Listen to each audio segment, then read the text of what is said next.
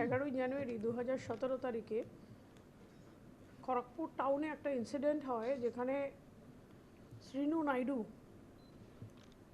তাকে মার্ডার করা হয় এবং অনেক লোক ঢুকে হঠাৎ তার নিজস্ব অফিসের মধ্যে তাকে গুলি করে মারে এবং সেই কেসটার তদন্ত করতে গিয়ে আমরা গতকাল বাসব রামবাবু সান অফ বি সত্যনারায়ণা একে আমরা ধরি একটা অন্ধ্রপ্রদেশের একটা জায়গা থেকে যেটার নাম তানুকা হচ্ছে একটা জায়গা যেটা 248 kilometres south of Visakhapatnam towards Chennai.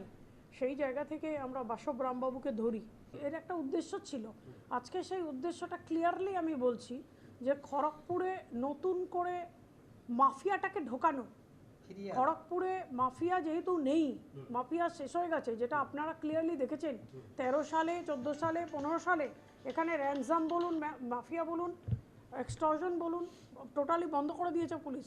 সুতরাং সেটাকে কাউন্টার করে একটা মাফিয়া ডন যদি ওখানে তৈরি হয় এবং র্যানসাম মানি নেয় এবং লোকেদের এক্সটর্শন করে, এই উদ্দেশ্যেই সবাইকে জড়ো করে কাজটাকে করা।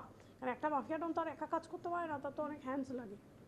শ্রীনু নাইডুর সঙ্গে রামবাবুর যে শত্রুতা, এটা অনেক পুরনো শত্রুতা, কিন্তু শ্রীনু ওখানে থাকলে পরে শ্রীনু নাইডুর প্রেজেন্স এবং শ্রীনু নাইডুর স্ত্রীর প্রেজেন্স, এই প্রেজেন্সটা থাকলে পরে ওখানে একটা বড় মাফিয়াইজম করা অত সোজা নয়, তার জন্যেই তাকে শেষ করা।